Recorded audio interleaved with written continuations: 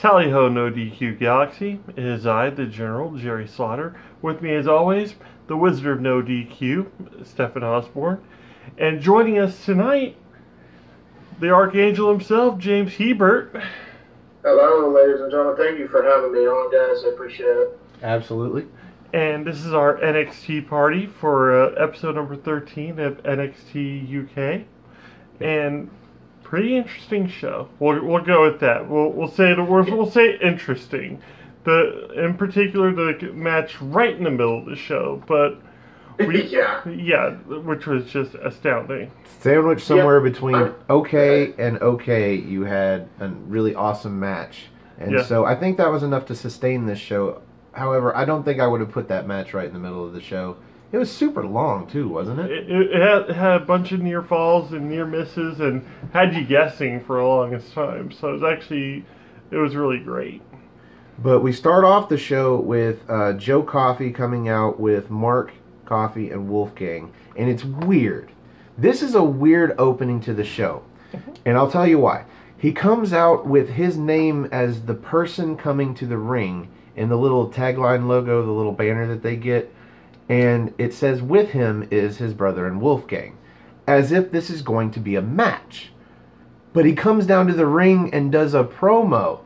So he gets an introduction with a banner for a promo, instead of just introducing them as all three of them together. I thought this was weird. But it was also like, it was also them finally getting a faction name together. This is true. Yeah, the Gallus, I believe it is. And, I couldn't tell if it was the Gallus or Gallus, but I remember hearing Gallus. Oh, they kept on saying, it's like, I'm Gallus, he is Gallus. I thought it was somewhere between gallant and callous. I think he thought it was gallant. I thought it was callous being said in a weird way. But then we got a tweet later on from Johnny Saint. Yeah. And he graciously told us what these guys were saying, and it's Gallus, Gallus. Gallus. Okay. So it was when I thought it was.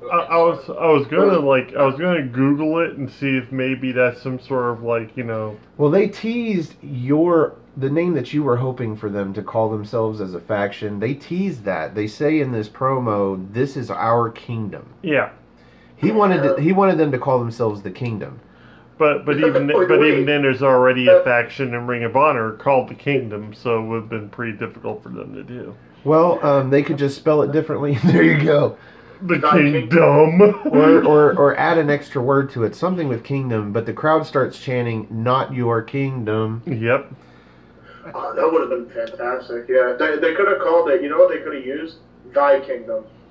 Thy Kingdom. Thy Kingdom. Yep. That would have been perfect. Yep. But we basically get Travis Banks, the returning Travis Banks, comes out to confront them. I don't know. He doesn't say much. He stands there for a minute. He doesn't say anything. I was about to say, I was super confused because he's just on the ramp and he's just kind of, he was angry at first and then it went to a blank expression like, what do I do?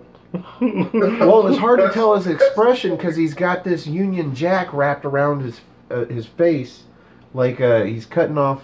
You see basically what you would see. He looks like a Mexican Sub-Zero. He looks like a Mexican desperado from one of those old westerns, without the cowboy hat and just with the Union Jack logo. A British desperado. Yeah. I'm just a Kiwi buzzsaw. They call me the Latino too. Yeah, so he's. I guess he's not British. He's Australian. No, isn't Kiwi the island off of Australia? New Zealand? Yeah, isn't... Yeah, it is New Zealand, yeah. Okay. There we go. So, the Kiwi Buzzsaw comes out, but then we also have Mustache Mountain come out.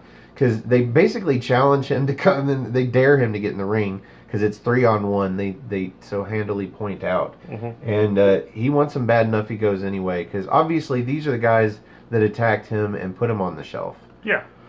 And he ends up getting help from Mustache Mountain.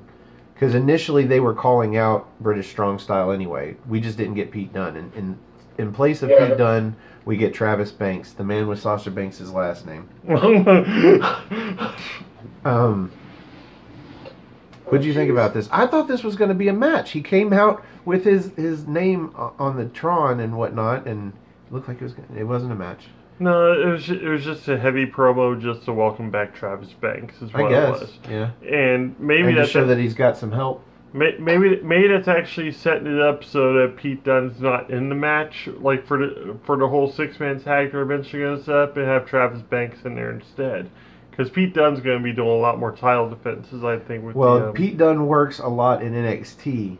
Yeah. In America, so yeah, I'm sure he's splitting his time between countries. So finding Travis Banks to put in that spot. We get to find out about Travis Banks, I believe, on the next episode. He finally gets in the ring, but we will get to that. Next up, we have Radzi interviewing Fabian Eichner, who is getting ready to debut in NXT UK. What do you think about this interview, James? With this interview, I actually liked it because it kind of showed how his skills were. He can definitely be a good little plucky babyface, but later on, as we'll talk about, I think he's a much better heel. Oh, yeah. But he was definitely really good Well, here. I was about to say that's what got me about it, is the fact that he started off as such a face and everything, and talking about how he can't wait to face off against Mark Andrews because he's such a talented fellow. Well, I've seen Fabian Eichner a limited amount of times in NXT, and I can't remember him being a babyface, so it kind of threw me a little bit for him to be in the ring as a babyface here. And they definitely show it at the beginning of this match. Definitely, yeah. You know, with the handshake, and it's like, okay, yeah, babyface v babyface. And I'm like, watch. If he wins, it's only going to be because they turn him heel in this match. And sure enough, that's what they did. Spoiler alert. I have quite a few notes for this match. Quite a few notes. I think I have a page worth of notes for this match. But before we actually get to the debut, we actually have another interview. Radzi's back with Jordan Devlin, talking to him about the main event where he lost. And everybody seems to be saying that Jordan Devlin's got a lot of momentum, and I'm like, how so? He lost the match. But in losing that match, though, that match between him and Pete Dunne, I'm not sure who made who look better in that match, but it was just awesome from top to bottom. Oh, it was a great match, but he still lost. I mean, don't sit here and say he's got a whole bunch of momentum. Whatever momentum he had, he lost. Yeah. Yeah. I guess their idea of momentum is because he put on a good showing against Pete Dunne, so they're like, oh, well, he's still on a momentum hype, so whoever he fights against is gonna have a tough time fighting him, whatever. He gets it. Hold on, stuff why you don't Well, get it. I mean, this proves to be the point. I mean, we find this out later, but in the meantime, we have Mark Andrews and Fabian Eichner, and I would call the match of the night. It's too bad the main event is what we actually. Yeah, this was easily the match of the night. Oh my God, so many freaking notes, man. So many freaking notes. Fabian Eichner looked awesome. Oh yeah. I mean, he was basically eating tons of babyface moves from Mandrews, but he did it so well, and not necessarily I can't remember the name of the enhancement talent from several weeks ago, but maybe it was Sid Scala, where we were talking about how awesome he was in eating these moves. Oh yeah, Sid Scala is just awesome at selling in general. So I always thought Fabian Eichner was great at selling. I mean, when you look at his work from the original Cruiserweight Classic, he was great at selling. So that was definitely apparent in this match, and he only got better in this match, I thought. So let's get into the meat and potatoes of this match, because I know you have a lot of notes on it. I've got some great spots. And James, what was your take on this match? What do you think of it? I thought it was a fantastic showing for Fabian Eichner. One of the big spots that I remember from this match was the way he caught Mandrews. Mandrews was going for a senton, and he catches him mid-flip and drives him down with a suplex. I thought that was probably one of the best spots in the entire match. Oh yeah. Well, the other spot that I liked was the combination move that Mandrews did, which led into a flipping senton. I always think that looks really cool. When he did that, it was a moonsault into a senton, a standing moonsault. Yeah. Yeah, I've got notes for that somewhere, but for me to read all these notes, I would look like an idiot over here. Well, that you touched on something I really liked about Eichner. It's the fact that anytime like Mark Andrews went up for any kind of like aerial assault in any way, shape, or form, Eichner found a way of reversing it or turning it into something cool. Well, not only that, but the way that Eichner was catching Mandrews was allowing him to do some of his moves in different ways. Like, he was assisting the shit out of Mandrews to beat him up. Because there was one spot, I think Mandrews is going off the middle rope, and he jumps at him, and he catches him midair. And I guess he's going for a move of his own, but then Mandrews ends up spike pile driving him. Yeah. And that was awesome. But he couldn't have done it if Fabian Eichner wasn't so good at catching him and then throwing him into his next move. But before that even, Mandrews tried to flip into the ring over the top rope and got caught for that wheelbarrow suplex. That wheelbarrow suplex was just vicious. I love that wheelbarrow he did. Another spot that I liked, I think, was when Fabian was going to go for a suplex and... I don't know how Mandrews is able to do it. He always counters it into like a stun dog millionaire.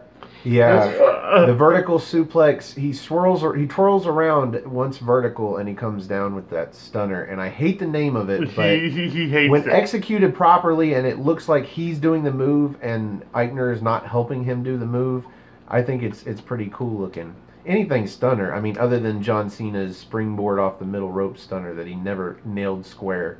But, except for one time with Rusev, yes. I believe so, yeah, and that's probably just Rusev doing his job, because Rusev Day and all of that. But back to NXT UK, this match was friggin' awesome. Just Fabian Eichner looked like he stood a chance, and apparently he actually did, but it took a heel turn. He had to get him, what do you do? Get him on the outside, and he throws him into the steps, and then just starts... Yes. Starts doing heel tactics, I guess, or a heel beatdown. And then Mandrews barely makes a 9 count. Yeah. Back into the ring, so he's doing another heel thing. Let's win the match by count out. And then... nails him with that spinning power bomb. Yeah, picks him right up into a spinning... I absolutely love this power bomb. It's like my favorite power bomb in WWE right now, bar none, period. Yes. You mean Jackson Riker's power bomb off the top rope that's just so mad looking? Is it your favorite power bomb right now? Oh... Oh, but the spinning power bomb, great balance on it, great spin, great torque, and actually put him down, which surprised the shit out of you. Yeah, absolutely. I mean, it wasn't as surprising once the heel turn was established in the match and the story, which, by the way, man, I really wish we were rating this match instead of the main event.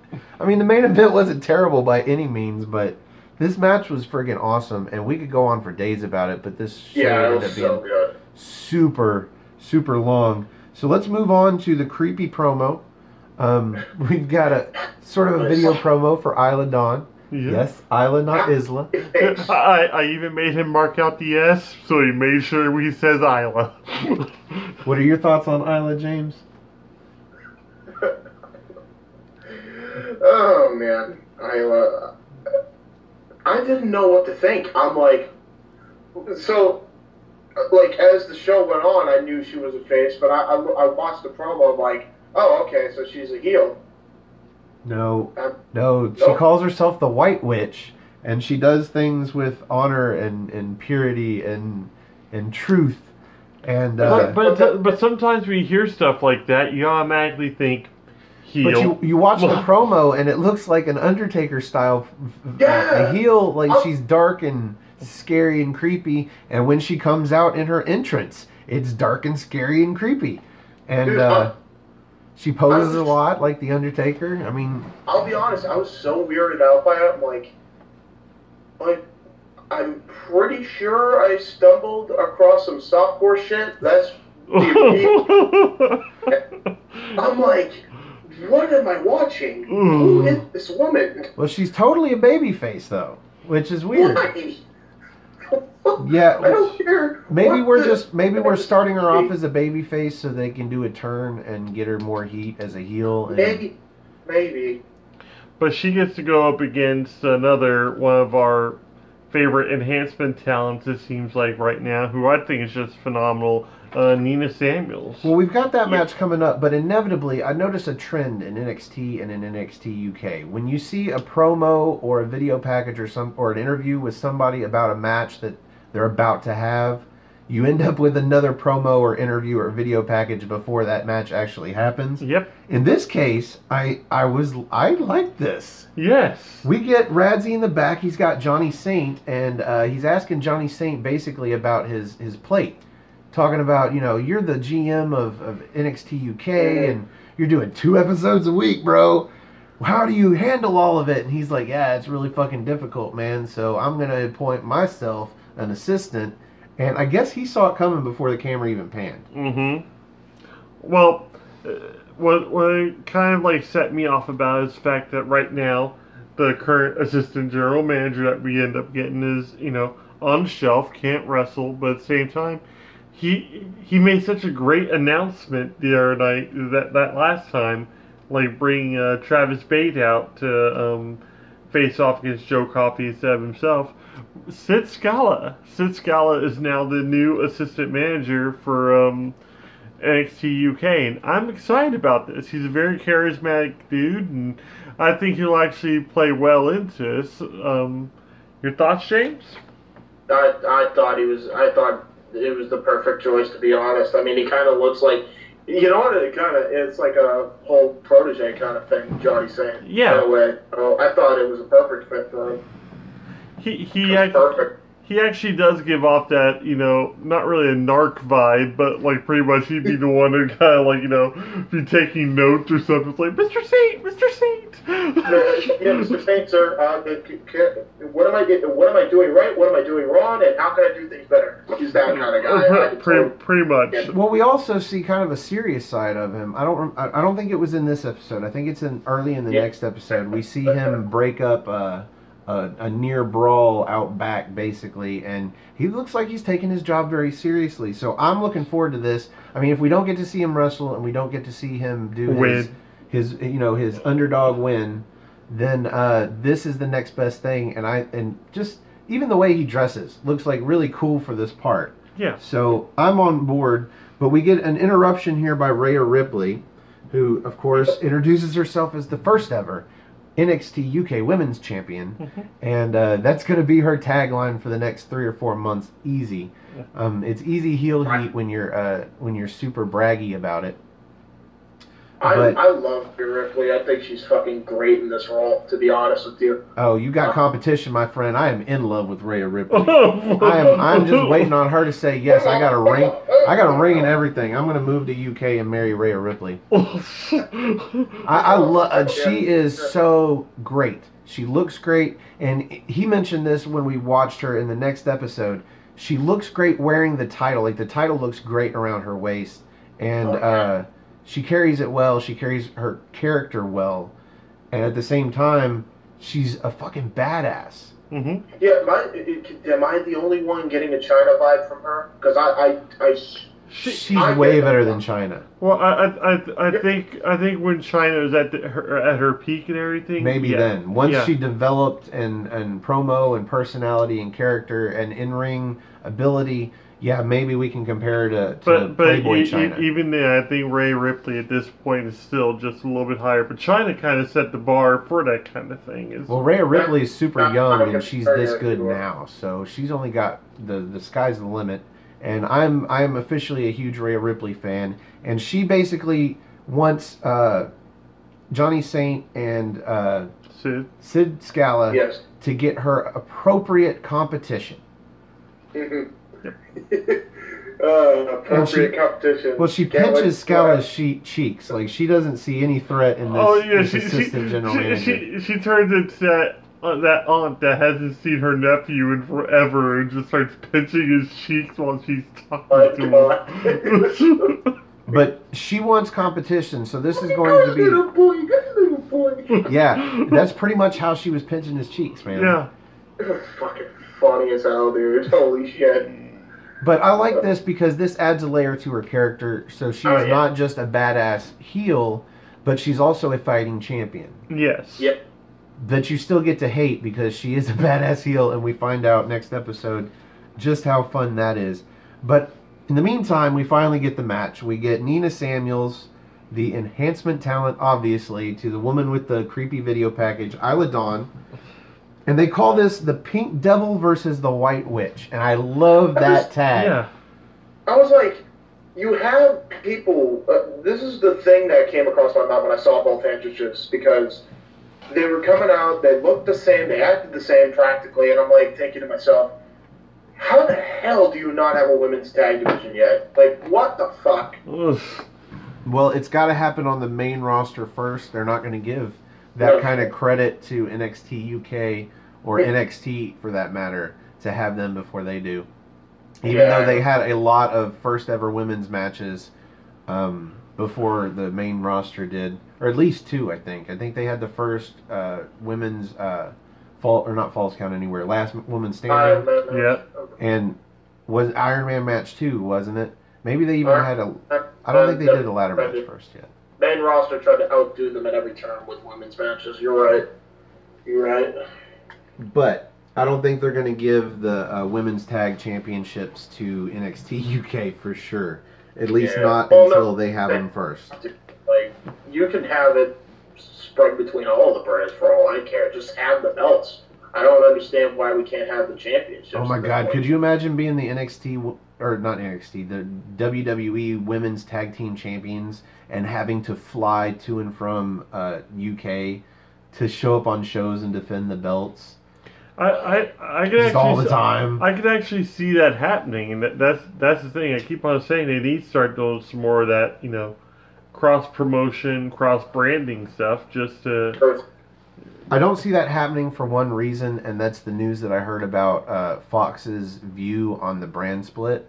Yeah. When SmackDown goes to Fox, Fox wants the brand split to be even more in effect, per se, than it is now, because they don't want Raw superstars to show up on SmackDown, which basically is advertising for a different channel. Yeah. Because Raw's on USA. Not even just any channel. It's a channel they rival with. The network they rival with for years. Fox has been rivaling with Dick Ebersol's NBC. So yeah, they made it very stern and clear that they're not going to take that crap. So I feel like if the women's tag team championships are coming, at the very least, it's only going to be the main two roster brands, Raw and SmackDown. Yeah. Then you might see, maybe if they do cross-branded ones, then maybe you'll see NXT and NXT UK have cross-branded women's tag team championships. That would make sense, especially since there's a lot of girls that are in both, especially Dakota Kai. Yeah. Dakota Kai has been working overtime in NXT and NXT UK. It's crazy. Yeah. But let's get into Nina Samuels and Isla Dawn. This wasn't a long match, I don't think. Or maybe it was, but there wasn't a whole lot to write down. It wasn't a lot going on in this match. I'm starting to see more shades of, well, like I said, Victoria and Nina Samuels. Just the way a lot of her mannerisms, even the way she just wrestles in a ring, the way she moves. I'm seeing a lot of Victoria in her. But we already kind of knew going into this match that Isla Dawn was going to be victorious. Yeah. So, like, that kind of took the, I think it kind of took away a little bit of the power in the match for me, because granted, I knew Nina Samuels has been, like, this enhancement talent that they've had since NXT UK started up, but I was thinking, man, maybe she'd actually pull off the win here, and that just didn't happen, so. Yeah, NXT UK at this point is fairly notorious for having enhancement talent that never wins and main eventers that never lose. Yeah. So it's easy to call some of these, and in this case it's true. What did you think about this match, James? I thought the match was... I'll be honest with you about the match, and maybe this is my observation of it, but when they were doing spots and they were doing moves, it was like they were operating in slow motion. I don't know what was going on with Isla Dawn, but she was operating in slow motion, bro. Like, I thought we were doing Matrix spots from PWG. Like, that's how slow they were going. Yeah, to be honest. I was about to say, it did feel like it was kind of she was wrestling it like it was almost like her debut match, like she had never been on TV or And something. she has. I'll tell you what I Yeah. think. I'm just thinking right now what the problem might be is Isla Dawn is probably a heel in regular appearances Yeah. on the indie circuit. And so we're Yeah. having heel versus heel. So instead of the heel working down the baby face who makes a comeback and hits a bunch of big moves that get the crowd pumped up, you have a heel working over a heel, and then they switch, and then that heel's working over that heel, and it's like it just seems like the match drags on with a bunch of holds. Yeah. And then when they try to do like fast spots, it's like they're still methodical, even though they're not trying to be. I don't think there was very many fast spots. If that, there wasn't a whole lot to get the audience pumped up about, except for the end of the match, Yeah. which Yeah, comes. that's pretty much it. And then the fans gave like pretty much. They gave a standing ovation, but it was basically like a golf clap kind of deal. Yeah, I was Yeah. gonna say golf clap. I don't even know if they were standing. It's like, yay, you finished in the ring. You had a match. Yep. So Isla Dawn hits her backdrop driver and then gets a running knee strike in, and then she does this finisher that I call it a half vertical suplex, a half and half.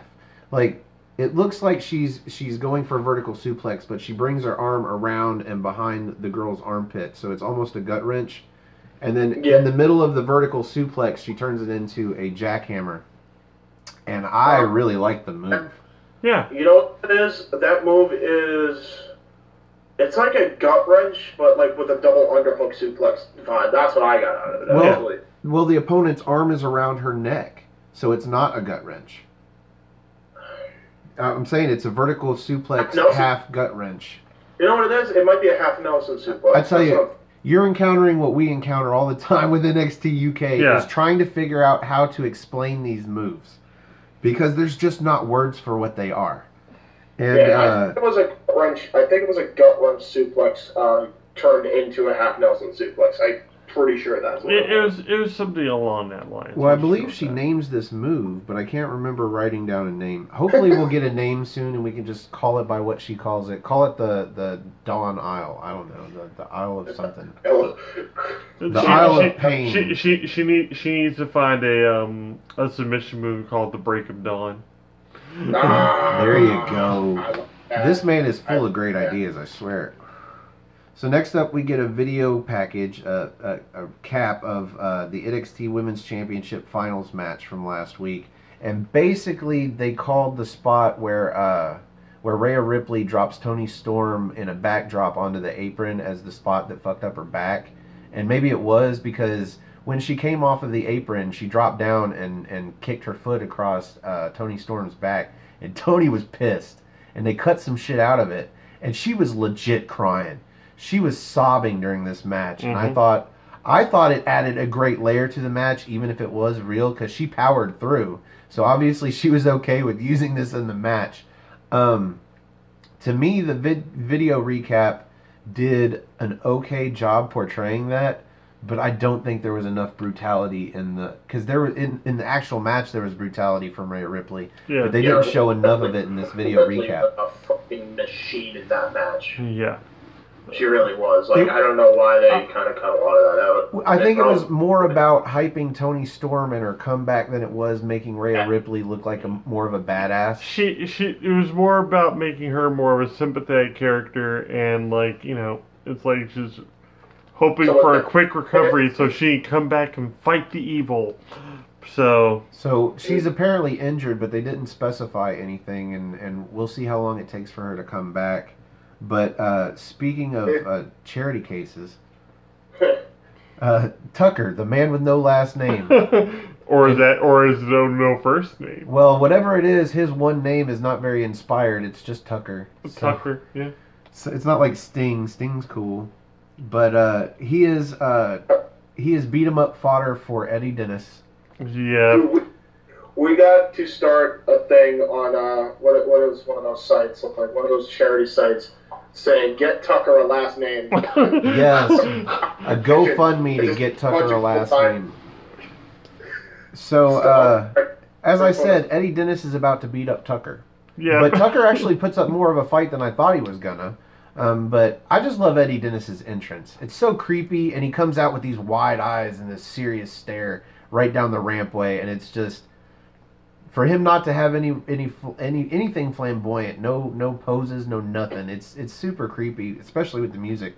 Yeah, he's got that lankiness to him too. Like you'd think he'd have some sort of swagger going out to the ring or something. No, he just makes a beeline straight down to it. Like you said, no expression really at all until he finally gets to the ring and he does that weird scream thing out the crowd. But otherwise, yeah, he's quiet, very methodical, and just he's a psycho. He's a psychopath. Well, Tucker couldn't overcome the psycho. He tried. He put up a good effort, but Dennis is just way bigger than him. I mean, he must be the tallest guy in NXT UK right now. Mm-hmm. So it feels like it. It might be him or. Who's the other guy that fought Dave Mastiff a couple weeks ago? I'd have to look back at my. I don't remember. Yeah. He's in the show. He's in the next show. I remember. But yeah, it's a toss-up between those guys. T-Bone? Tyson T-Bone? Tyson T-Bone, yeah. I don't think Tyson T-Bone's all that tall either.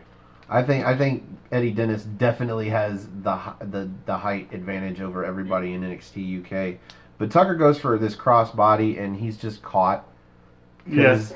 Because Dennis is bigger and more powerful. He catches him, swings him into a Uranagi backbreaker. Yes. That was just backbreaking looking. I mean, to repeat myself. That was some Roderick Strong stuff right there. Yeah, and I mean, he tries. He goes for a cool move, too. Tucker goes for this spring-in flatliner. Like a Johnny Gargano spring-in with one foot in the ropes. He goes for a flatliner out of this, but he's just caught. And then Dennis doesn't even try to go for anything fancy. He just kind of drops him and then puts him down with a clothesline. Yes. Just a short arm from hell. But this was all Dennis. We get a seventh bridge into a I think it's seventh bridge. I'm not sure, but we get that into a next stop driver, and there we go. Dennis wins. Yep. Still on a roll. Still on a roll. Still undefeated. Yep. And I think you said that this wasn't as highlighting of a match as it was last week against, not last week. Well, last week for us, yeah. Who did he face? Oh. You're putting me on the spot here. Ashton Smith. Oh, Ashton Smith, yeah. This seemed like it was a little less. It looked like he had a lot less problems facing off against Tucker than he did Ashton Smith. So. Well, it's. I'm hoping they're building towards something special with Eddie Dennis because I hate to see him wasted with all of this jobber talent. Really. I mean, I really hope they're building up for Pete Dunne, but I hope they give him something to give him a little more credibility, an actual feud. And we're hoping for a feud with Mandrews because that's the other guy. Yep. Just Mandrews doesn't have the title. So next we get a tweet from Johnny Saint. Something we've been actually getting really accustomed to. We don't really see him so much on the camera, but we'll get a lot of tweets from him. I think we're going to end up seeing Scala a lot on the camera now that because we saw Johnny Saint every time that we see Scala at this point, but eventually I think we're going to see Scala a whole lot more. I think Saint's going to kind of take a step back, and we'll get tweets and we'll get announcements by the color commentary about things that he has made official and whatnot, but we probably won't actually see him as much. But yeah, so the tweet pretty much reads that, that's where we finally hear see the name Gallus. Yes. So he clarifies Gallus.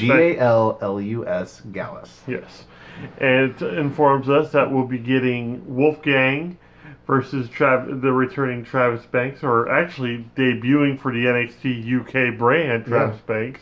Only other time we've ever seen the guy, he was pretty much knocked out in a locker room. He was laid out backstage. But we get that match on the next episode. So,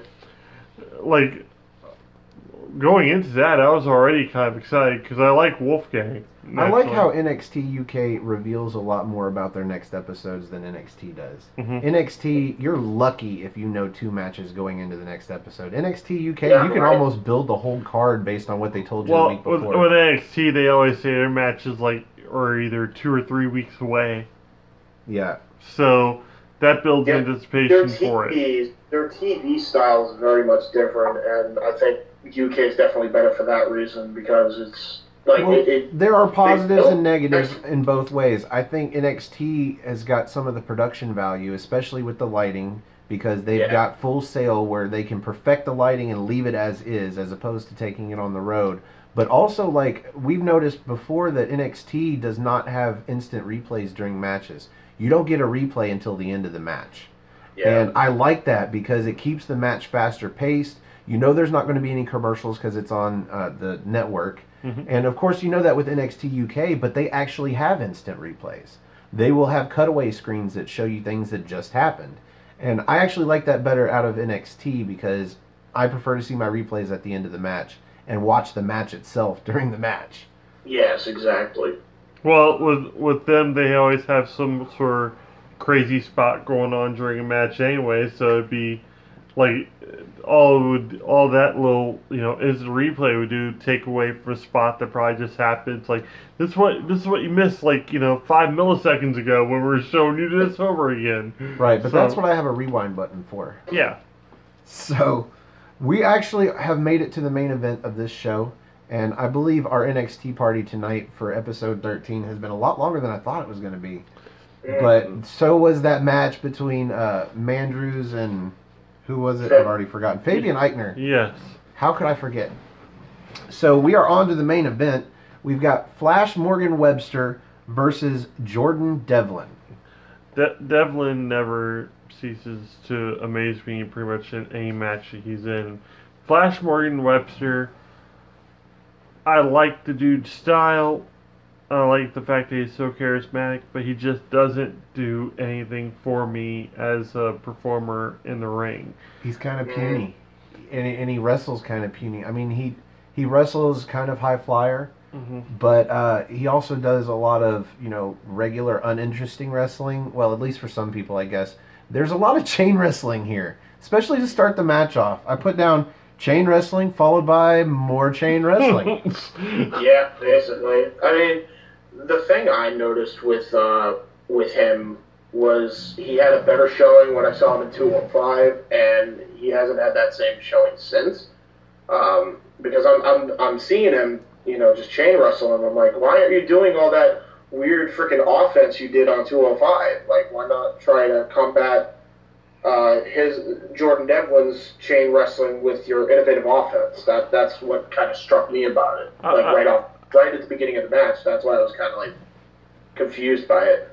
I think that's why I enjoyed his and Jordan Devlin's and Pete Dunne's match so much. Is the fact that granted, Pete Dunne's kind of the submissions expert and does stuff like that, but his style's a lot more unorthodox. When you have somebody unorthodox in a match with somebody that's kind of polished and more used to the chain wrestling and stuff, you're going to get an interesting blend of moves. You're going to get different spots that you wouldn't see normally in a match. And I think that's what kind of took me out of this match was the fact that Flash Morgan Webster seemed like he was trying to almost mimic Jordan Devlin's style, and it just wasn't working out for him in any way, shape, or form. Well, for his part, Jordan Devlin is kind of a mixed bag as well. He's got the chain wrestling, but he does his share of flippy, spinny shit. Yes. And he also has a lot of power moves.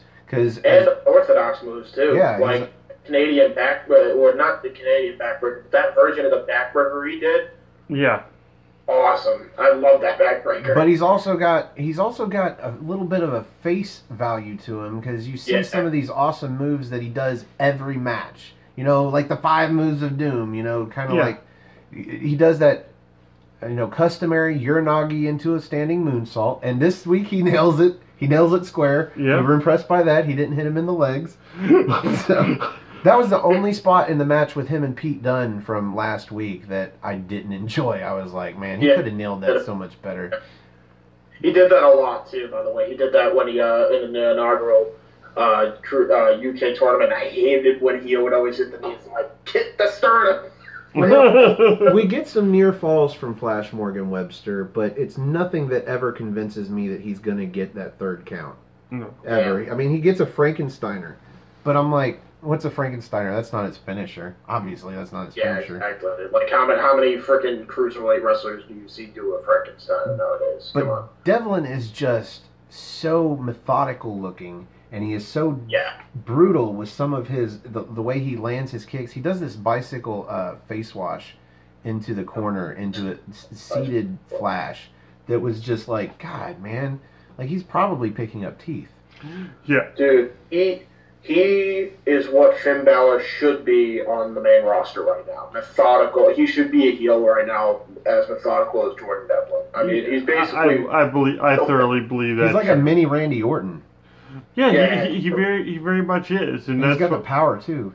He's got that arrogance to him, but he's also got the talent and everything to back it up too. And well, speaking of power, I mean, and one of those moves like the Uranagi into the standing moonsault that he does just about every match, but blows me away every time. Actually, he does this pull up into a deadlift back body driver. Yeah, just wow. And it's not the back body driver that is impressive. It's this pull-up, because he pulls him from a seated position up into his arms and holds them there, and then dead weight drops them. But what I really like about that is there is no hesitation. Like there is of course a hesitation. He holds them there for a second before he drops them. That's what makes it dead weight. I didn't see any hesitation whatsoever, but I see it every time. Yeah, but that's what nails it for me. That hesitation, because I mean, you can take him with his own momentum, but he stops the momentum and then drives him. Yes. Like, to me, that's just badass. It's more of a brutal impact when you let the blood rush to the head for a second and then bam. But there's just something about Devlin, and maybe this is what makes him a good heel, that makes me not want to like him. I don't want to like him as a heel even. Yeah. Like, because most of the heels that I really like, I end up cheering for. Mm-hmm. But I don't want to cheer for this guy, so maybe that makes him a really good heel. Yes. I don't know. Yeah. So this match is improving as we're talking about it. He's got that face to him that you just want to punch. But he's just good. I mean, they're portraying him as he really should have been the guy to defeat Pete Dunne, even though we knew Pete Dunne still had the title because this was filmed before War Games and blah blah blah whatever. But they're really painting him to look good. Flash Morgan comes off with, I guess it was I called it a flipping senton because it didn't look so much like a swanton, but it's a swanton. And Devlin just gets his knees up just in the right spot to make even a counter look brutal. Back the whole match too. Let's not forget he was attacking the back the whole match, which set up for the swanton knee. Well, he picks him right up out of this into what he calls Ireland's Call, which is a fireman's carry that he flips over to the other side and brings him down with it's like an unassisted Taka Michinoku driver. Yeah. Like a sidewalk Michinoku driver. Yep.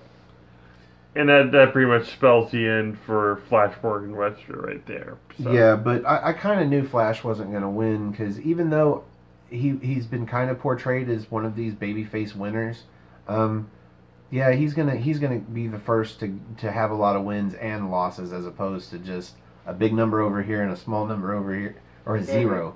Yeah. That seems to be the way it's going, man. It's easy to predict these matches because everybody that wins always wins and everybody that loses always loses. But I really like this match. Yeah. And my problem was with this match was with the commentary. Yes. Because in his promo earlier, Jordan Devlin had talked about how he is the ace, the Irish ace. And in a deck of cards, he would compare Flash Morgan Webster to the Joker.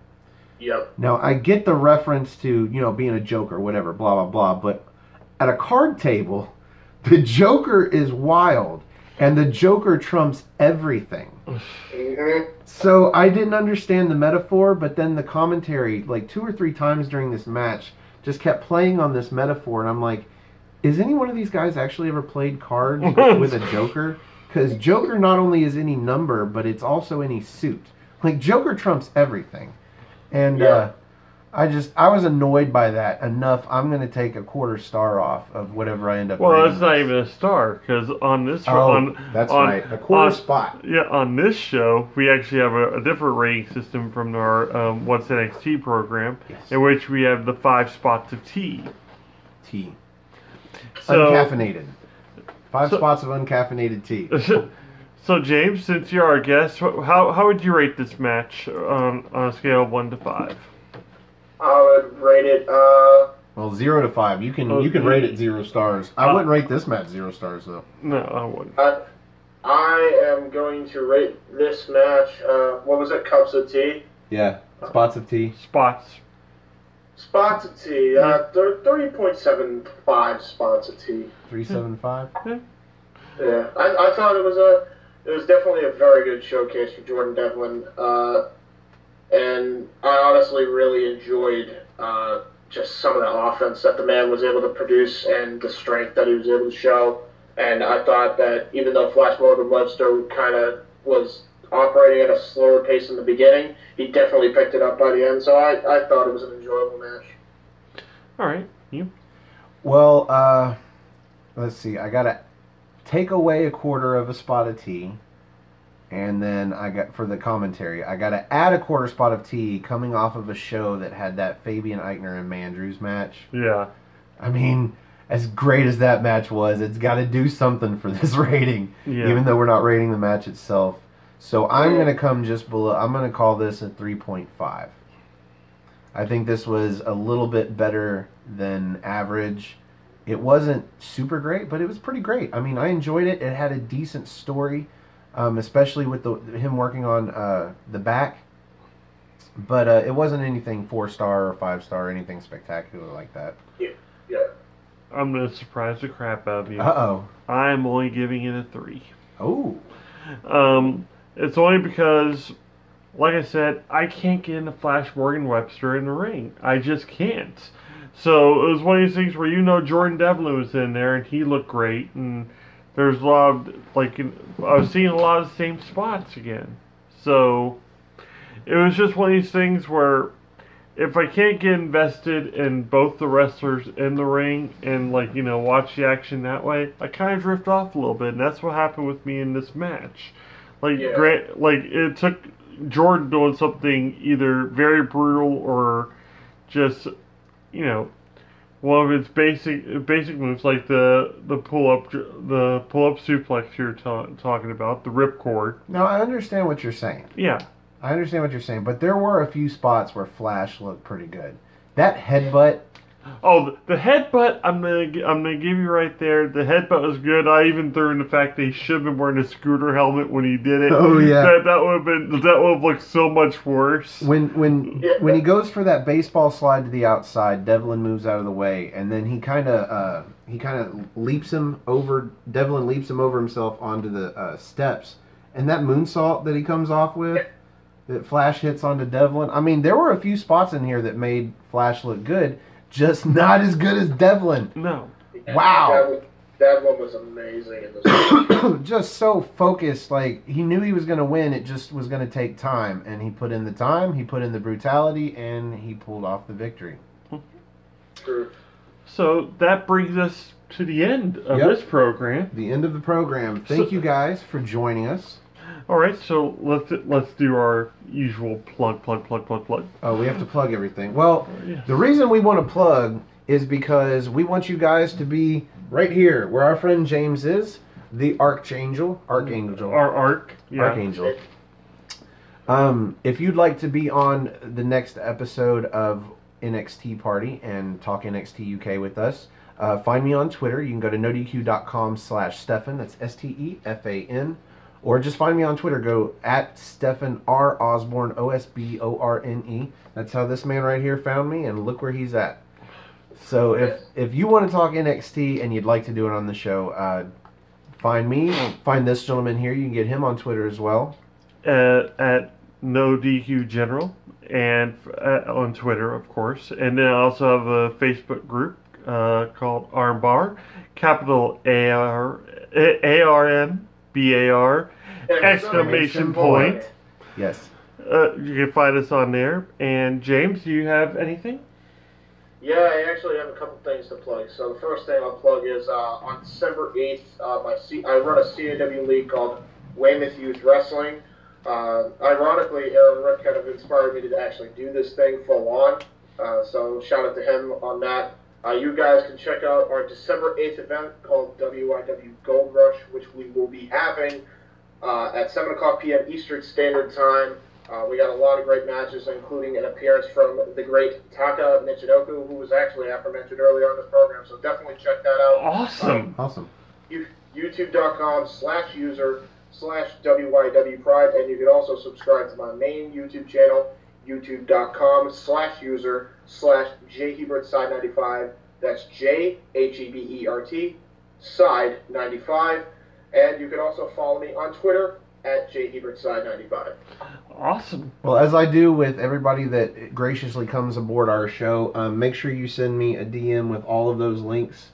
I will be the first to subscribe to everything, whether or not I end up watching videos or not. Usually that depends on my app on my TV, because it'll recommend what I watch next. And unless it's No DQ or Wrestle Talk, chances are it's just by chance. Whether it's Cinemassacre or Pushing Up Roses or whatever, I'll watch something. So make sure you get me that information, and if I can, I will drop a message in there for everybody else to have that information as well. Otherwise, thank you guys for joining us for a spot of NXT, and we hope you catch us next week. Catch us on Thursday for What's NXT. That's where we break down the single hour of NXT per week. In the meantime, we should have another episode right after this one for episode number 14 of NXT UK. Please join us for that. I know that makes it a long video, but if you'd like to stop here and come back later, YouTube will remember where you were. Yes. So again, for the General Jerry Slaughter, for the Archangel James Hebert, and of course I'm Stephen Osborne, the Wizard of No DQ. Thanks for having a spot of NXT with us. Cheers, Mike. Tally ho, No DQ Galaxy. It is I, the General Jerry Slaughter. With me, as always, the Wizard of No DQ, Stephen Osborne. And behind us, on our screen, we have the Archangel himself, James Hebert. Hello. Welcome. Thank you. Or why am I... Well, welcome to you guys, but thank you guys for having me on. Well, as I understand it, you are a YouTuber as well. So I'm sure you're used to welcoming people onto your show. Yeah, a lot of the time I usually am, yeah. Although I haven't run one in, I think 2 years, so... Yeah. Well, we will make sure to re-plug that at the end of this show. But in the meantime... This is our NXT party for episode number 14 of NXT UK. And we go right into a match. Right into a match. Not even a blip. And we're into Joseph Connors versus Dan Maloney. And we'll go ahead and get this out of the way. Let's get out of the way. Okay, yes. This isn't right into a match. This is right into me laughing my fucking ass off. And I'm so glad, because we talked about this right before the video. We talked about this with James, and he agreed. I'm so glad somebody else saw it. He looked like the NXT UK logo. Dude, he was the walking poster child. Watch NXT UK, guys. Yeah, he's coming out, his jacket. Just, you notice his jacket first. You know, they get that close up, and it's that dark red, but the gold is sparkly gold. Yes. Sparkly gold, and I'm like, oh, this jacket is hilarious. But then they pan back, and it follows him down to his feet. His whole outfit is this red and gold with white, of course. He is the NXT logo incarnate. But the fact that the gold is so sparkly, that's what gets me, because he's supposed to be a heel. And he's supposed to be kind of badass. He beat down, what's his face, last week for screwing up matches and whatnot. Saxton Huxley. Yeah, Saxton Huxley. I like his name, kind of. It's a little weird, but a little cool. Mm-hmm. I like anything with a bunch of X's in it, I guess. I have a question. What happened to James Drake? I'm still wondering that. He just kind of he tagged with him at one point on 205, and I'm like, this would be a perfect tag team partner for Joseph Connors. Not a word. Well, I think they're putting him in a tag team with Gibson now. Yeah, because him and Gibson are pretty much a tag team now. And this man found out they used to be a tag team champions in a different... Yep, in Progress. They were two-time tag team champions. Where'd you find that out? Just so happens we're watching the show and he's flipping through... My PWI 500. Like crazy. And he's like, oh, wait, this guy... And he found him and he's like, oh, they actually used to be tag champs somewhere else. And I'm like, I'm so glad that... And somebody called me out for an NXT or what's NXT show that we did where I was talking about Io Shirai and Kairi Sane, how they were billing them as best friends. Apparently they are actually like really good friends. They've done a lot together. I like how NXT does build off of these outside relationships in independent companies and overseas, even though my ignorant ass doesn't know that they're there. That's why I really like sometimes these NXT parties where we have the guests, because typically our guests know more about this shit than I do. Yeah. And they let me know. Especially when it comes to any kind of tournaments or anything that took place before this. Yeah, we still got to get to those tournaments. Someday we will. Someday we'll actually have days off at our job and we can hang out on the weekend and watch these tournaments. Cruiserweight Classic yet? I always watch the Cruiserweight Classic. Of course, it's only been 1 year, so I did watch it. I started watching the second Mae Young Classic. That makes you 100% then. Yeah. I've gotten through most of the first round of the Mae Young Classic, but I haven't gone back. Now that I know who won, it's weird. 3 best tournaments, modern day in WWE, I definitely would check out is Cruiserweight Classic. Yes. Second Mae Young Classic and the the inaugural UK Championship tournament easily. I'll tell you what I loved about the Cruiserweight Classic was the fact that literally every match that I saw something that I had never seen before. I fucking love that. That's why it's number 1 for me. Like, it's the best tournament I've ever seen. I've watched a lot of tournaments because I studied a lot. That was literal. Like literally every match there'd be at least one thing, if not 2 or 3, that I have never seen before, and they have never let them do on 205 Live since. But that's beside the point. We're talking about NXT UK. Tournament, except for the second tournament, which was to crown a new Cruiserweight champion by necessity because of the Enzo Amore situation. Well, maybe things have turned around now that Triple H is fully in charge of 205 Live like he is with... They gave it to him. Yeah, the reason they gave it to him was because of the Enzo situation. And then he created an entire tournament, 16-man tournament, and it was great. It reminded me of the Cruiserweight Classics, actually. And they had some bangers on that tournament, too. So Joseph Connors, as funny as he looked... We're done playing Fashion Police right now. He's coming out for Dan Maloney. Dan Maloney, awesome music. It's kind of wasted on this guy. Badass metal music, but he's just here to lose to Joseph Connors because they're pushing Joseph Connors as a badass. They even mention that he lost half of an ear in a bar fight. Yep, I thought it was just his hair kind of shading it, but sure enough, it's half gone. And I think they call back to this later on in the match with Mike Hitchman, where they're like, I wonder if Mike Hitchman lost his teeth in the same bar fight that Joseph Connors lost half an ear to. Actually, that wasn't commentating, that was me. Actually, so this guy is better at commentary than Vic Joseph and the other guy. Not hard. Vic Joseph. That's the one thing I gotta say about Vic. And my friend Owen and I actually roasted him so bad for this. It's like, as much as Vic Joseph has gotten better, he's still so green at commentary. And anytime I hear the word takedown, I just chalk it up. Because he used to say that every match, every move was a goddamn takedown. Every move was a takedown. Overhead or an overhead toss. That's another one of his favorite moves. Just listen to how Vic Joseph commentates, and you'll pick up on it. We're catching him. Yeah, trust us. Those several weeks that we had Vic Joseph instead of Mauro Ranallo on NXT, oh man, by the time TakeOver hit, that was one of the big things that we were so happy for TakeOver was the return of Mauro Ranallo. It was like the clouds opened up and gave us our bipolar angel. Mamma mia, we missed you, Mauro. And I think this show could... It was like the lead singer of Kiss being replaced by the lead singer of Black Veil Brides. That's what it felt like. Hey, I actually like Black Veil Brides, but only their first album. Their first album was awesome. I think I like their second album more. I'm not sure. It's the one with Set the World on Fire. Almost 2011's how I discovered them, ironically enough. So this match ends the way I imagine most Joseph Connors matches are going to end. Don't look down. He does this sunset flip bomb into the turnbuckle. Yes. And then this cradle flatliner called the Don't Look Down. And I think that if they build up Joseph Connors right, they can give him the gimmick of turning a cradle into several different types of moves, much the same way that Roderick Strong turns a backbreaker into so many different moves, or does a backbreaker out of so many different moves. So, I don't know, this is a thing I'll share about Joseph Connors' finisher. It actually used to be, you know the Rampage DDT?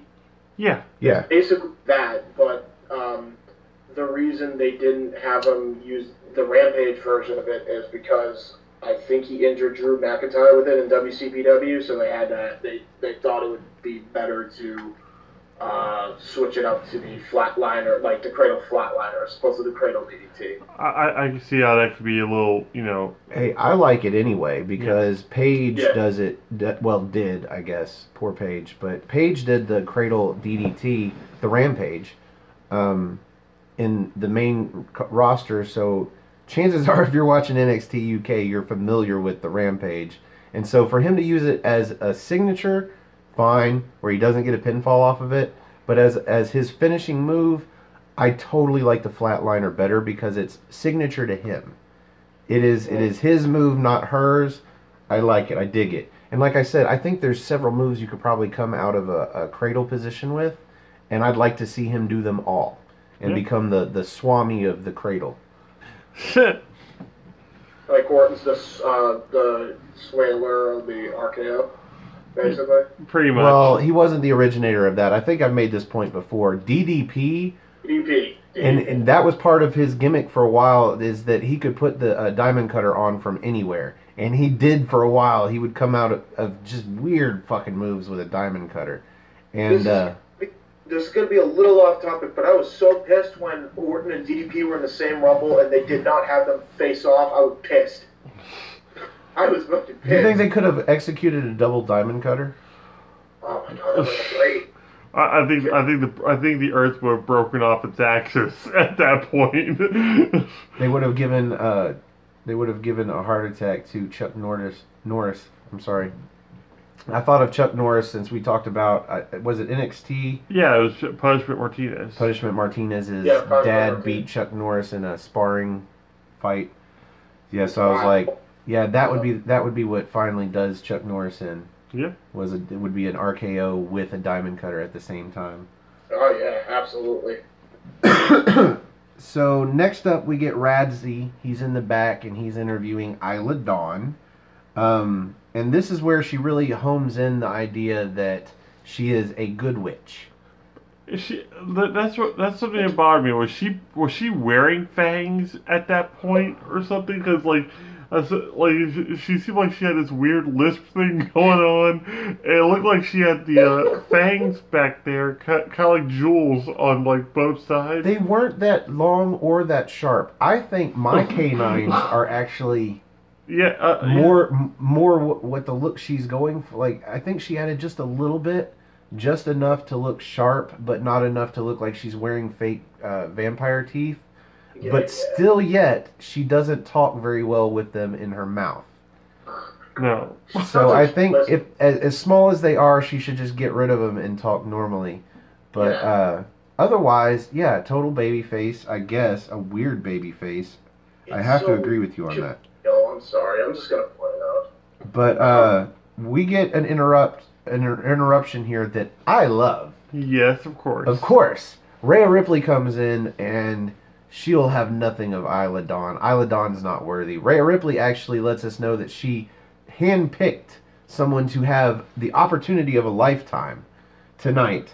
Yeah. And so what looks like was going to be a Rhea Ripley promo ends up being a Rhea Ripley match, and that's where we get 5 matches in this episode of NXT UK.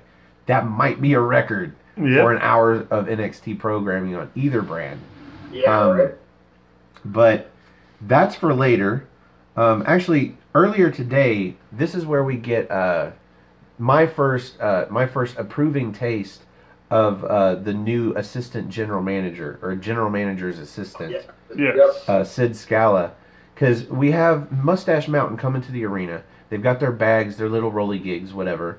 And they get approached by none other than Wolfgang and the gang the Coffee brothers, Gallus, looking so funny in what the fuck they look like they should be golfing, and bad golf clothes at that. Yeah, I How dare you take our golf clubs? Oh yeah, they didn't look right. They didn't look right at all. They look like undercover cops in the 70s. That's a good way to put it. With their shirts. Yeah. Oh, those shirts. So we almost have an altercation with them, but then a bunch of referees come out. I don't know if they were referees or what. Oh, they were referees, but they were referees in street clothes. Yeah, NXT UK t-shirts. They look like just some jabronis coming out to like push them. And this one guy at first, just one guy, somehow manages to separate fucking 7 or 5 men. Yeah. But then there's another, and then Sid Scala and Johnny Saint even shows up. But Sid Scala just this look on his face. He's so fucking serious. And I'm gonna get into Sid Scala as the assistant of the general manager. Because he's just so fucking serious. But Johnny Saint pretty much sets everybody and tells you boys, get over there. Scram. He scrams them. He scrams them. Scrams them. Like scram. But now we get match number 2, because these matches are going to come quick and hard, because, like I said, we got 5 of these. Mike Hitchman and Dave Mastiff. And this is a match I have been waiting on, because Mastiff is huge. Yeah. But Hitchman looks huge for his size. Yeah. And he's pretty powerful, and he actually gets some good offense on Mastiff. Not anything that you think Mastiff is going to lose or nothing. But he actually puts in a lot more fight than most people do with Mastiff. With Hitchman, he kind of reminds me of like Taz back when he first started out, because he's got the whole suplex machine kind of vibe going for him. He's got that small stature, very stout, but very powerful whenever he does too. So like it was an actual interesting. It was interesting. Yeah. It was interesting because Mastiff is used to fighting these guys that are like, more or less pretzels compared to him. Jabronis. Yes. Enhancement jobbers. Like little sticks of jerky.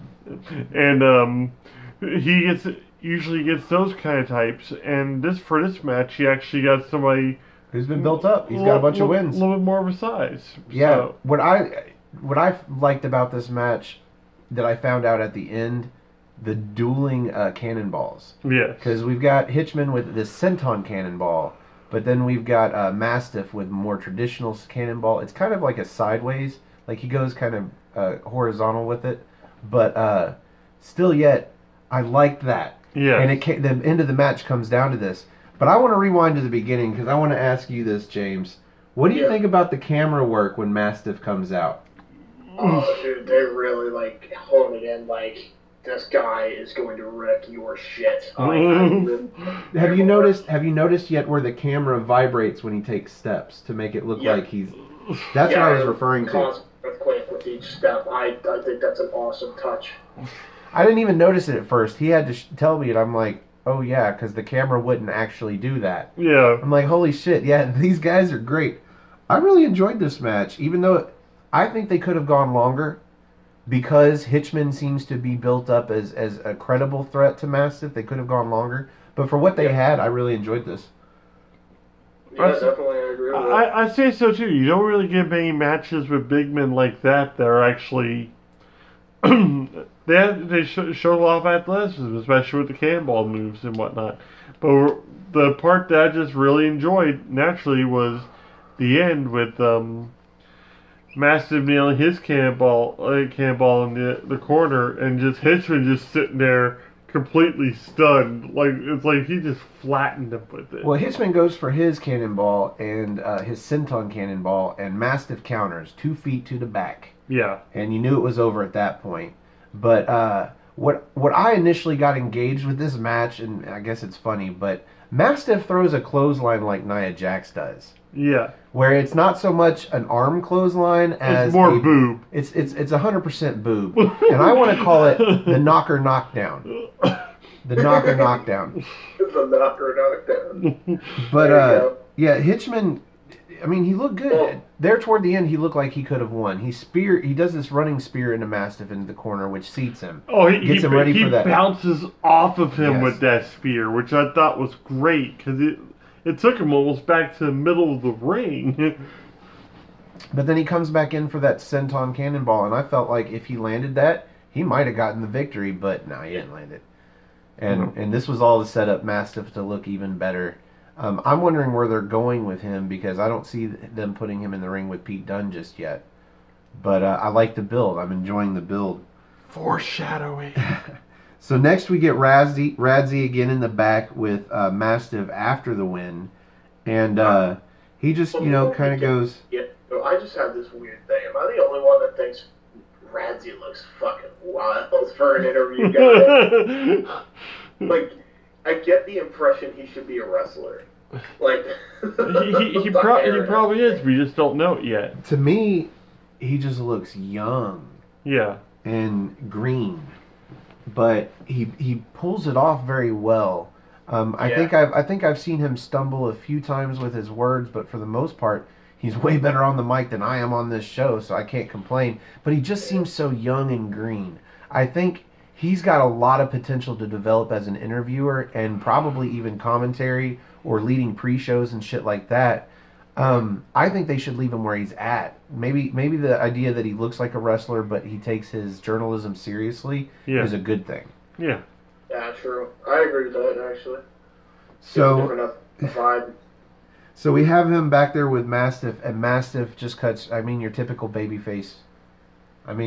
He's so big and powerful, it's hard to imagine him as a babyface, but he is. He's a big old teddy bear. But what you dig about this promo is after he walks off the screen, the camera finally focuses in on this figure that has been watching him creepily from behind, and it's Eddie Dennis. Yes. So maybe that's what they're building up Mastiff for, is for Eddie Dennis to beat him and propel him into a main event situation. Basically, the guy's blurred in the back because the camera's completely focused on Mastiff. So, but at the same time, I noticed him and I'm like, I even started saying in my head, "Please be Eddie Dennis. Please be Eddie Dennis." Because you have the tallest man in NXT UK versus the largest man in NXT UK. Which I'm totally fine with. Let's go. Yeah, let's see that match in 3 weeks' time. Yep, they're both they're both undefeated right now, and they're just both on a roll. So it only makes sense that one of them needs to lose at some point. And if it means Eddie Dennis moving further up the ladder, I'm all for it. So, but nailing him with the Severus Bridge is going to be kind of difficult. Yeah.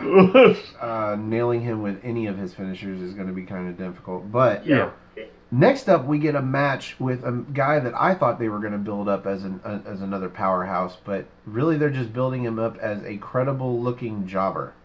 Tyson T-Bone. Mm-hmm.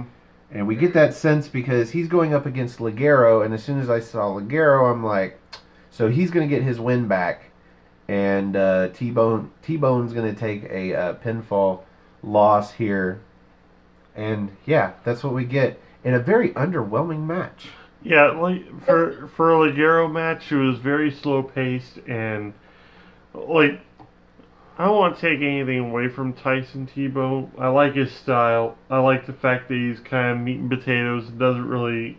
He is the definition of meat and potatoes. Yes. He has no style. He has no flash.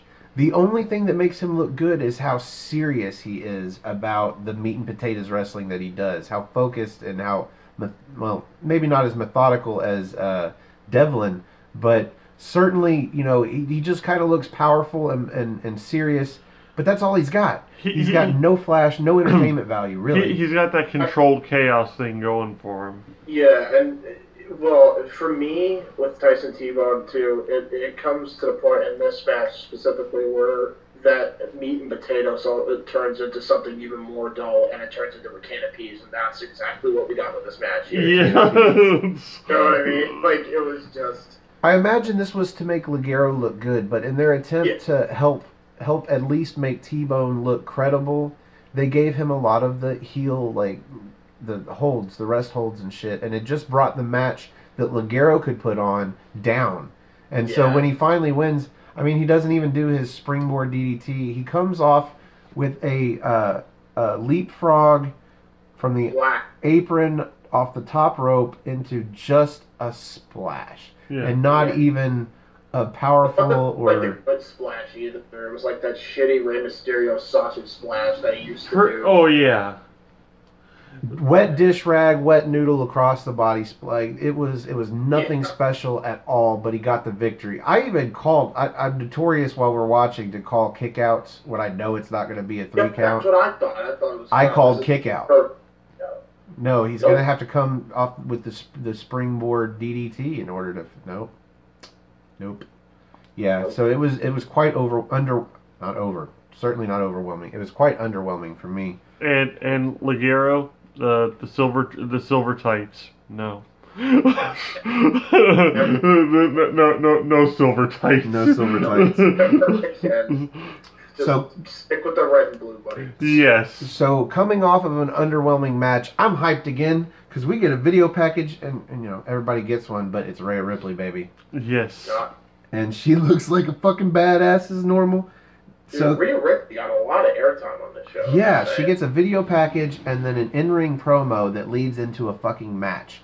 And I got even more excited because as much as I love Rhea Ripley, this will be the first person that I actually am a fan of in the indie scene and Japan scene that I was a fan of before they came into NXT and NXT UK. I always, find out about them when they come in, see the first matches, and then I'm a fan. No, Candy Floss is going to get an opportunity at Rhea Ripley, not at the championship or anything. She's not dumb.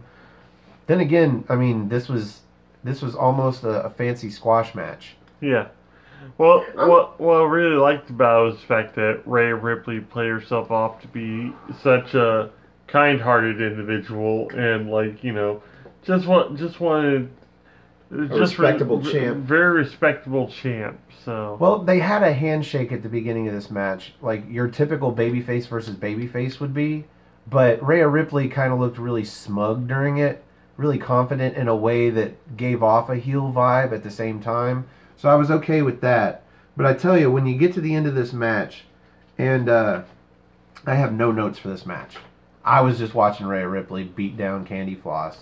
And then she does the Riptide, and she wins. But then she offers her hand to Candy Floss to help her up and celebrate her attempt. And I'm like, dude, if this doesn't end with a fucking elbow to the back or a clothesline, like pull her in or something, I'm going to be pissed. Because Rhea Ripley doesn't need to have a face turn. What the fuck is this? Thank God she nails a forearm to the back of Candy Floss and beats her the fuck down. So I'm good with that. What did you think about this match, James? I thought it was definitely... I liked it. I was very confused that they were going to do a face turn because she was a heel. But as the match was progressing and she was being more smug with her offense, I'm like, all right, this is definitely going to end with a beatdown afterwards or something like that, which really got some good heel heat from the UK crowd. That was they were in Plymouth, I think, and the Plymouth crowd just ate it up and booed her to death when she did this, and it was just awesome. I couldn't believe, I didn't know Candy Floss, so forgive me for this statement. No, I just happened to have found her on Twitter, and then I watched a few matches, and so... I have a term I use for this kind of situation, which is consignment talent, because we have these wrestlers that are new to some people, but others have known for decades upon decades even. Or just years. Yeah, or years. Or just years. Years upon decades, maybe months. Maybe they've discovered them 3 hours before the show. Who knows? Hey, whatever it is, you knew them before they came on. In this case, I was happy. What I liked about the aftermatch beatdown was that they held off the forearm to the back of the neck just long enough that some people were probably convinced this was a face turn. Yeah. I wasn't convinced. I was waiting for it and was ready to be pissed if it didn't happen. But the forearm happened, so I was happy. We still have the badass heel Rhea Ripley. The first impression I had with Candy Floss was, this is Jobber City Central. Oh yeah, she's brand new. She's super happy to be there. New, but it was where did the Candy Floss name come from? Because it was like, I No idea. I know she posts a lot of candy. A lot of pictures of candy, her eating candy, her with candy. People give her candy as gifts. I think there's a few things that are very specific to her character, but I don't know it that well. I just remember Candy Floss. Fair enough. Okay. So I was actually marking out a little bit when she came out. I was like, holy shit. But I knew she was going to get beat. I mean, it's fucking Rhea Ripley. She's the first ever NXT UK Women's Champion. But she's going to win this match. What really surprised me about that was, like you said, the post-match beatdown. I was surprised nobody came out to actually help out Candy. Yeah, I thought maybe we were going to get a little bit of foreshadowing to the next #1 contender with somebody coming out to help Candy Floss, but nothing. But maybe this is what's going to start building towards. Maybe we'll actually have like Rhea Ripley coming out, bringing out her own hand-selected opponent for a while. If it means that we're going to get a lot of new talent, female-wise, into NXT UK, I am all for that idea because I don't think they have enough yet to build a really good. And my guess is because it's a new market over there in the UK where they're actually like combing through the independent circuit, that there's probably a lot of really good female wrestlers for them to pick up. Oh, absolutely. As much as it might hurt the independent promotions themselves a little bit, I'm sure they'll find new hungry talent to develop. But yeah, I'm really looking forward to that idea. They should get beat for easily. They should be immediately snatch up. I'm just a fan of less Dakota Kai because she's got such a big role on NXT right now, where it looks like she's going into that 6-woman tag with the 3 members of the MMA 4 Horsewomen. So like, you know, fade out some of these NXT shareable characters and either send them back to NXT where of course they could use them, especially Dakota Kai, but either send them back or use them less frequently and start developing UK talent. Of course, even Dakota Kai, she's from Australia, or I think it's Australia. No, New Zealand, I think. Oh, so she's a Kiwi too. Okay. So I'm sad to stop talking about Rhea Ripley, but on the show must go, we get an interview in the back with Flash Morgan Webster. And I don't know if they're talking about his recent loss or what, but he forgets about the interview real quick because he sees Fabian Eichner out of the corner of his eye. And he goes up to him to give him shit about the way that he essentially turned heel in the match without saying those words with Mandrews. Because I don't think he did an after-match beatdown or anything. He just turned heel during the match. And Fabian Eichner, in great heel response, just says, if you have a problem with it, do something about it next week. So he challenges him to a match. Yep. There you go. And I'm already sold on that because we know how that one's going to end too. Yeah, I mean, Fabian Eichner just looks so confident here. And then you come back to Flash Morgan Webster and they're asking him if he's going to accept the challenge. And he looks super fucking worried. Yeah. Like, I enjoyed this acting out of his face. Yeah. Like, he looks super fucking worried. So, okay, suddenly I'm invested in this probably short-lived feud, but I'm looking forward to the match. Hopefully it happens next week. Well, after that first showing against Managers, I'm set for anything Fabian Eichner throws. So actually, I said I hope it happens. I think they made it official. I think it actually is going to happen next week. Yeah, I've been sold on Fabian Eichner since his match with who was it? I think it was Johnny Gargano. But I was sold on him even before that. Oh yeah, I remember that from the Cruiserweight Classic. Yeah, his match. He actually fought. Wasn't John? Was it Johnny? I think so. Because I remember Johnny Gargano looked good against a really big guy for the 205.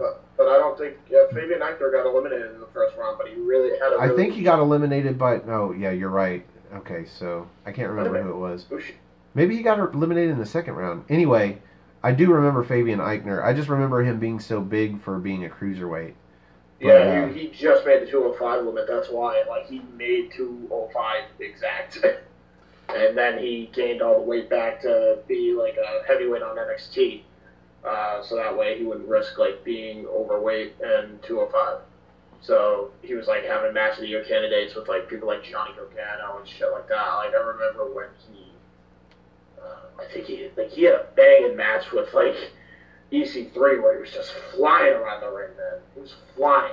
That was ridiculous. So I guess we have a lot to look forward to out of Fabian Eichner. Oh, absolutely. You have a ton. This guy's already sold. I think he likes Fabian Eichner as much as I like Rhea Ripley. He's ready to have his babies. So next we get Sid Scala, and he's already taking into his assistant role. He's being coached more or less by Johnny Saint at that point. So we get an announcement for Trent Seven versus Joe Coffey next week. Again, next week they are constantly building next week's show during the show, so you have something to look forward to. And I really appreciate it because I hate going into shows and not knowing what the fuck I'm about to watch. So I like having it.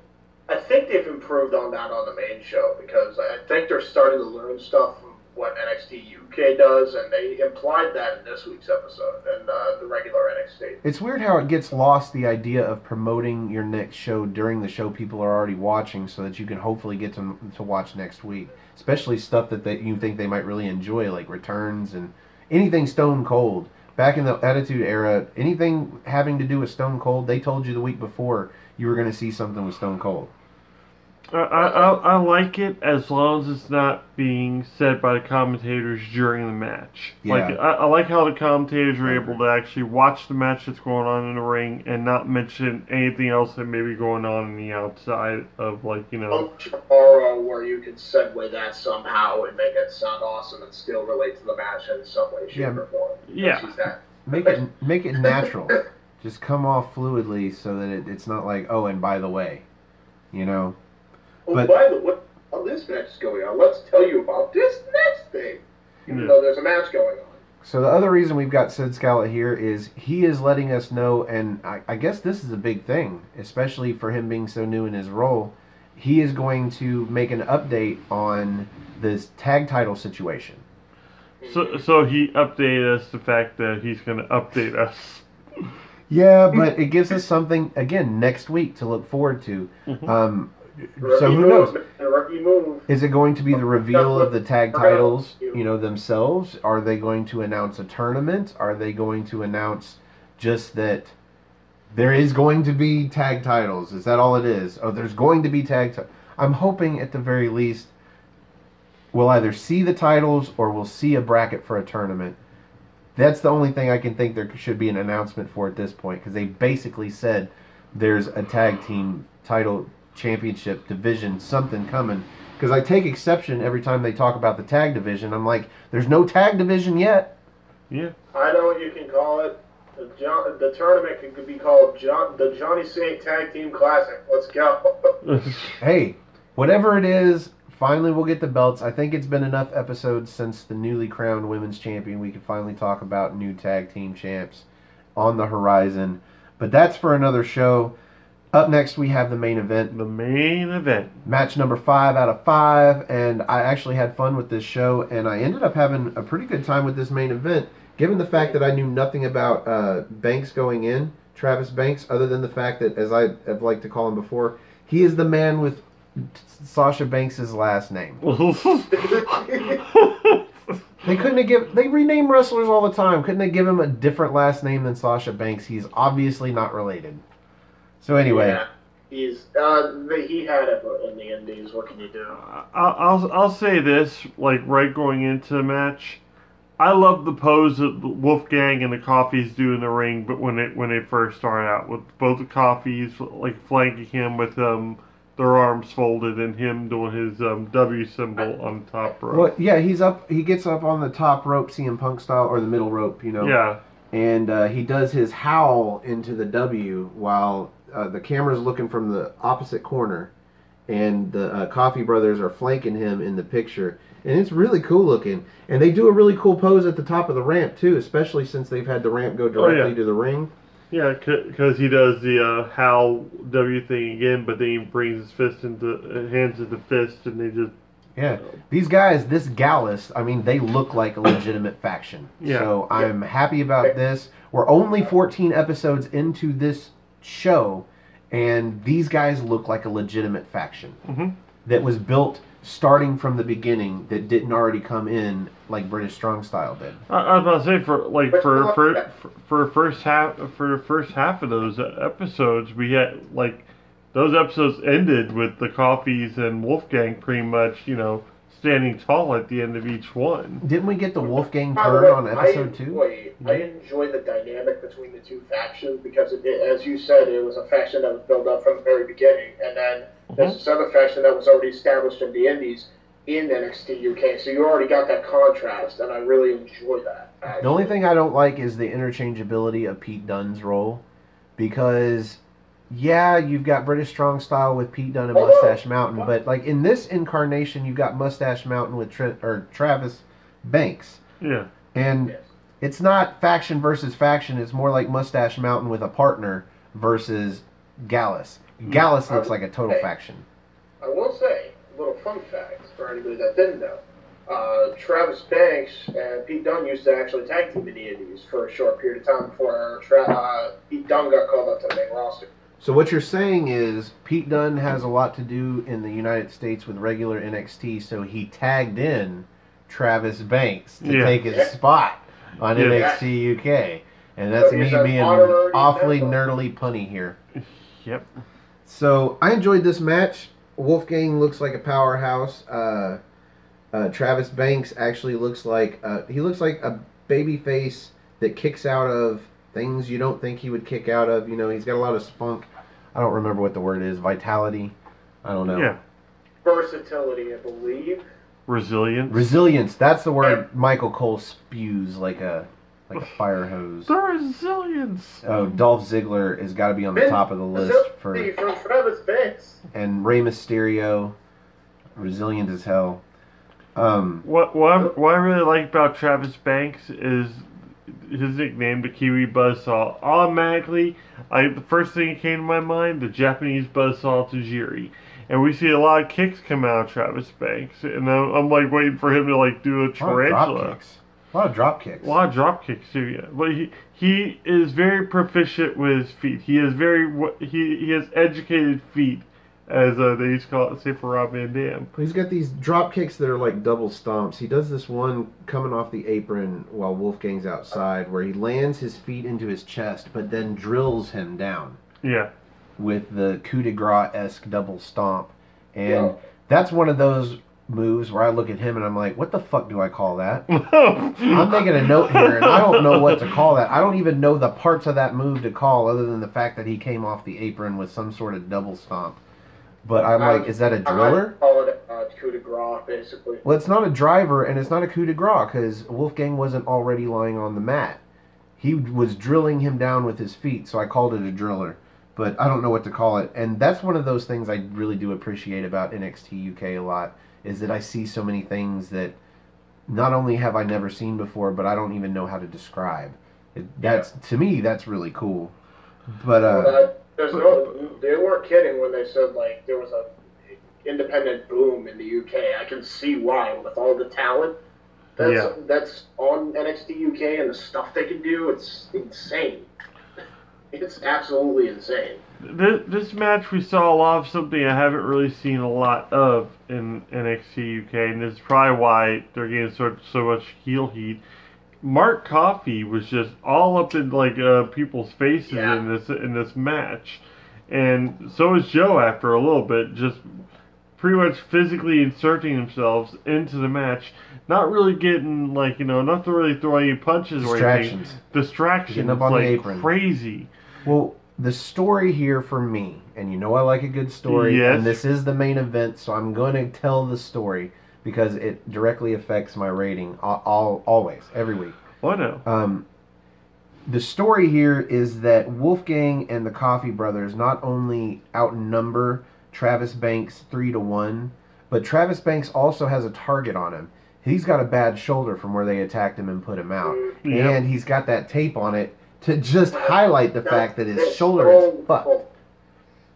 He sells it perfectly, dude. I love Travis's selling in this. Yeah, so he's fighting an uphill battle. And it kind of helps when Mustache Mountain come out, because during, I believe it was the second interference attempt, to keep the match going, to keep Wolfgang from losing momentum. During the second attempt, Mustache Mountain comes out and pulls him off the apron, drops him face first, and levels the playing field. And this actually ends up the catalyst to Travis Banks pulling off a win that I didn't think he was going to get, honestly. Yeah. Well, you have Trent Seven out there, and I won't say it's a heel tactic, but it's not really like, very becoming of a face team. Ends up tripping Wolfgang, and Travis Banks getting the cover off of that. Yeah, so Travis Banks goes for a springboard, or not a springboard, a leapfrog. No, because he just jumps over the rope. Well, anyway, he's on the apron, he jumps in over the ropes, and he's caught by Wolfgang in a crossbody. So we don't get to see what Wolfgang's going to do with this, though, because Trent Seven reaches under the rope while the ref is distracted over in the other area by the other guys that came out. And, he pulls him down into a pinning situation with Travis Banks on top. And the ref turns around just in time for the roll-up 1, 2, 3. Yeah, so... And so, yeah, that is weird. It's heel tactics, sort of, but at the same time, It's basically babyface tactic because Mark and Joe were doing heel tactics the whole match. So but it's like, technically, Mark and Joe never physically got involved. Yes. So it is a little askew here, but we will let it go because Travis Banks really looked good in this match, so I didn't mind him winning, especially over Wolfgang, because Wolfgang at this point I think is established, especially the fact that he seems to be the big man in this three-person faction of Gallus. So he doesn't. I don't think he lost anything with this loss, any momentum anyway. No. But it does build up Travis Banks, especially in a main event, especially the fact that he's debuting and returning, which is always weird to say. Yeah. But debuting and returning in the main event of the show. But as we said, that is the main event of the show. Yep. So we're towards the end of our NXT party. Yep. And on every NXT party, we have a rating system, the 5 spots of tea. 5 spots of tea, baby. So, we're going to give it to Mr. Hebert behind us first. Yes, James. Out of 5 spots of tea, where 0 is an option, although I wouldn't give this a 0. How many spots of tea do you rate this main event? -3. It was terrible. You know what? I think negative should be allowed too. Negative should totally be allowed, up to -5. Wow. Okay. I don't think you'll see that a lot on any NXT. Oh, no. I don't think you'd see a -1 on an NXT, but whatever. I'll give this a 3.5. It was fun. It was engaging. I really enjoyed Travis's offense. I really enjoyed Wolfgang's offense. I really enjoyed his trash talk. And I really enjoyed also the kind of interference by the Coffee Brothers, which led into the interference of Mustache Mountain to help Travis Banks get the win. I thought it was booked perfectly, to be honest, for a returning Travis Banks. So, well, Travis Banks looked good. I mean, just his kicks and his stomps. He did that one double stomp to the back of Wolfgang's neck, like off the middle rope, I think, and it was just, it looked brutal. Well, in the second camera angle, it didn't look like he got all of it, but in the first camera angle, it looked like he stomped on the back of his head. Yeah. So it made him look good, especially in the victory, even though it's a tainted victory and it's kind of a fruit. It was kind of a fruit roll up, even though it didn't come from underneath him or anything. But because of the story, though, I have got to rank this match a little bit higher because I like the idea of, because the payoff was in fact Travis Banks overcoming the odds. Overcoming the shoulder, overcoming the 3-on-1, even though Mustache Mountain came out to even the odds. I don't think it would have been believable for him to overcome the 3-on-1 odds without that. No. So this worked just fine for me. I'm not going to call it 4 stars or anything, but I'm going to call this 3.75. Yeah. 3.75 spots of NXT. What about you, Mr. General? I'd say about...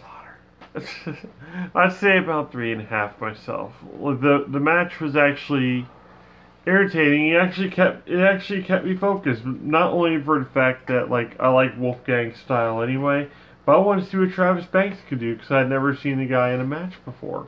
Anytime I see someone in a new match, I don't care if they're enhancement talent. I don't care if they've been around for years. I don't care how many different tournaments or whatnot they've done. When it comes down to it, if it's somebody new, I'm going to want to watch their match to stay focused. But since he's already being, interjected into this feud between the Coffees and Mustache Mountain, you obviously have to, take him into account and actually take him as either a viable competitor or somebody that actually looks like he belongs in that match. So he definitely needed this win. Yes. Helped victory or not, he definitely needed the win. And I'm glad he got it because, like I said, he looked great in the match, and Wolfgang did not need the victory at all. No. It was just another match for him. And Travis still looked really good, too, I think. Yeah. Yeah. That's the whole idea, though. They needed something to kind of propel him into the storyline, especially since we can probably go ahead and say he's going to be taking Pete Dunne's spot in this feud, I believe. Yes. So at least for now. At least for now. And I would do what I recommended and bring up their history, even if it was brief as a tag team. You know what I mean? Because that would make Travis Banks' inclusion as an honorary member to make sense and have it all come full circle, basically. Yeah, absolutely. I think you're right. But that brings us to the conclusion of this episode of NXT Party, and we'd like to thank you for joining us out there in YouTube land.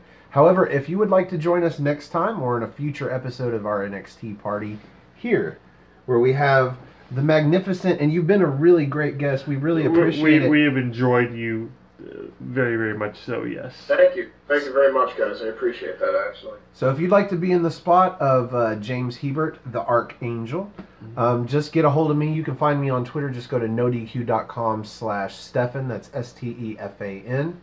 Or if you just want to log on to Twitter and search for me, it's at Stefan R. Osborne, Osborne. Just hit up my DMs and let me know you want to be on the show, and we'll figure it out time-wise. Or if you'd like to just leave a message below and let us know how we can contact you. You can get him on Twitter if you like. If you like this guy better. I know I do. At NoDQ General on Twitter. But then I also have a group on Facebook, Armbar. Capital ARMBAR. Exclamation point. Now to clarify, that's all caps. All caps. All caps and the exclamation point. So thank you for joining us for the NXT Party. I want to give James here an opportunity to drop all of his plugs, especially for his YouTube channel. You've got that CAW that was inspired by Aaron Rift. Obviously, we're on NoDQ.com or NoDQ's YouTube channel, obviously, right now. So that's pretty cool. What is your CAW? So for those who don't know, it was inspired by Aaron Rift's NoDQ CAW League, NoDQ CAW. And we call our show Weymouth Youth Wrestling. That's WEYMOUTH Youth, YOUTH Wrestling. You can search it up on YouTube, or you can go on youtube.com/user/WYW Pride. We have an event coming up on December 8th. The main event, yours truly, the Archangel, the heart and soul, James the Archangel of WYW, will be taking on the Executioner, the face of WYW, Michael X. So make sure to check that out. It's going to be a hell of an event. And also, if you want to get a hold of me on my main YouTube channel, it's youtube.com/user/JHebert-side95. That's JHEBERT side 95. And you can also follow me on Twitter at JHebert-side95. Awesome. And to clarify, that's side SIDE 95. SIDE, yes. Okay, so for all of your latest news and rumors about wrestling leading up to the next pay-per-view, which is what? TLC. I'm looking forward to the Royal Rumble. TLC is just a pit stop for me. Filler. But if you want any news about all of that upcoming, go to nodq.com. If you want to help out the site, word of mouth is always best. If you know somebody that likes wrestling, tell them about nodq.com. Tell them about the channel, the live videos, the NoDQ review, the NoDQ panel. There's always something to watch. Greg Cherry is doing the tournament, speaking of tournaments, over the number one contendership for the NoDQ Trivia Challenge Championship. So that's going on right now, which is awesome. I've got my brackets in. I'm hoping to win a free t-shirt, but we'll see if that happens. So check all of that out, and definitely come back and see us next week for another episode of NXT Party. Join us up here on the big screen if you'd like. Just get a hold of me or Jerry.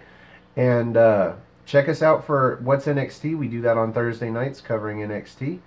But for the General, Jerry Slaughter, for the Archangel, James Hebert, and I am Stephen Osborne, the Wizard of No DQ.